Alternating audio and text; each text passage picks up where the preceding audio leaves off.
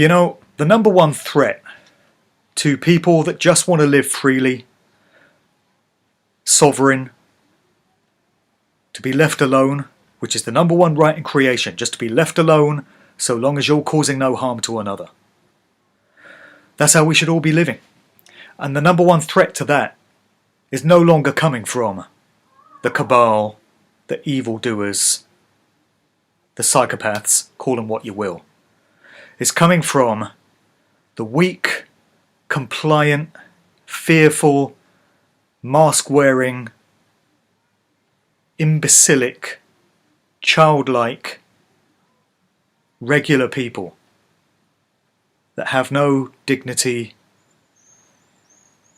don't think to apply critical thought to a situation or even common sense. They are providing the main threat to the rights and freedoms of everyone else.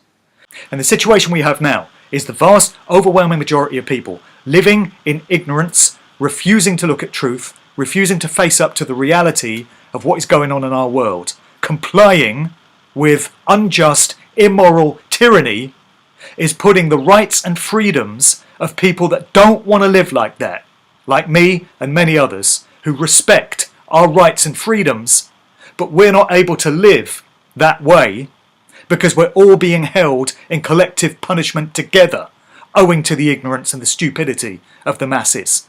So these people are going to have to be forced to face up to the truth because they do not have a right to remain in ignorance.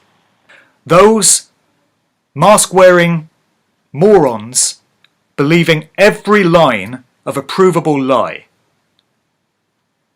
Surely everyone has worked out by now that the whole coronavirus narrative is a massive scam, a massive lie.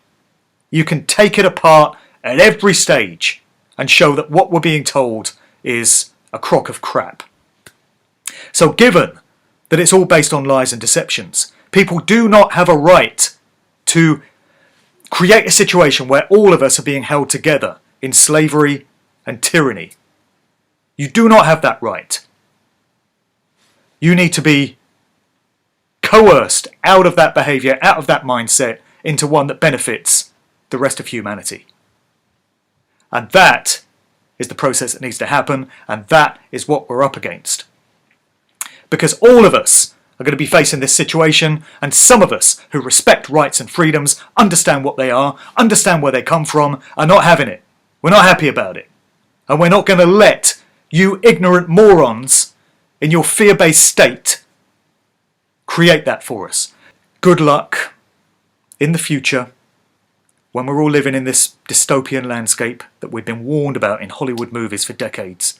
Good luck when your kids and your grandkids say to you, what were you doing in 2020 when all this stuff was being rolled out? And your answer has to be either, I was doing nothing because I believed every word the news told me. I didn't think to go to do some research on my own to see if it actually checked out, so I just blindly complied with it all. Or, I was helping to bring it in. I was helping to enforce the totalitarianism because I wanted my paycheck. Or, I kept quiet about it because my salary was more important than other people's freedoms. Or, I was helping to perpetuate the lie by putting the bullshit into newspapers and on TV and radio reports. Good luck explaining that to your kids and grandkids when that conversation comes up. I myself, and many others like me, my many other brothers and sisters out there on the same path, are going to be able to look our kids and grandkids square in the eye and say, we did all we could. We tried everything. We resisted. We didn't give in to the mind control. We tried all we could. We stood on the side of truth and freedom. When that conversation arises on that day, my conscience will be clear.